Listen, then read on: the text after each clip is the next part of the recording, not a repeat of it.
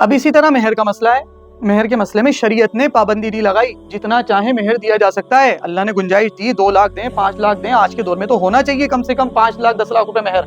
जिस तरह की हमारी बेटियों के तलाक के बाद में जो धक्के होते हैं, ये और कहते हैं साहब ये तो वो जिनके इरादे खराब हो, तलाक लेना हो, वो मेहर ज्यादा बनता है। बेवकूफ आदमी, ये मेहर जिंदगी का हक है और मेहर उस वक्त का हक है जब निकाह करके गए। ये तलाक के बाद में लेने की चीज थोड़ी है कोई कि तलाक के बाद में मेहर लेंगे। ये गुस्सा आपको नजर तो आ रहा है मेरा, लेकिन इस तरह के जाहिल गंवार अज्जड़ निकाह के अंदर बैठे हुए होते हैं, आता कुछ नहीं है। काजी साहब ऐसा, काजी साहब ऐसा। अबे गंवार आदमी, जब तेरे को तेरा काम जूते चप्पलों का है तो जूते चप्पलों की बात कर, तेरा काम जब नगीनों का है तो नगीनों की बात कर। मेरे को और इतना ही पढ़ा लिखा है तो निकाह खुद पढ़ा ले। तुम्हारी औकात इतनी नहीं कि निकाह का खुतबा पढ़ सको या काजी साहब को टीच करते हो कि काजी साहब ऐसे, काजी साहब ऐसे, काजी साहब ऐसे। बे गंवार आदमी, चुपचाप बैठ। ये बार बार इसलिए कह रहा हूं कि बुरा लगे यार, तुम शर्म तो करो थोड़ी सी यार, कि तुम्हें कुछ आता नहीं है, बीच में बोलने लग रहे हो वहां पर कि हमारे ऐसा नहीं होता, हमारे यहाँ वैसा नहीं होता है। पहले समझो जिसको तुमने बुलाया है, और वो तुमसे ज्यादा समझता है इस चीज के अंदर। तुम समझदार हो तो उसे बुलाओ मत, तुम खुद पढ़ा दो निकाह। और होना यही चाहिए कि बाप खुद पढ़ा है, लेकिन तुम अनपढ़ हो, गंवार हो, इसलिए तुमने उसे बुलाया तो कम से कम उसकी बात तो सुनो कि हकीकत में शरीयत क्या कह रही है।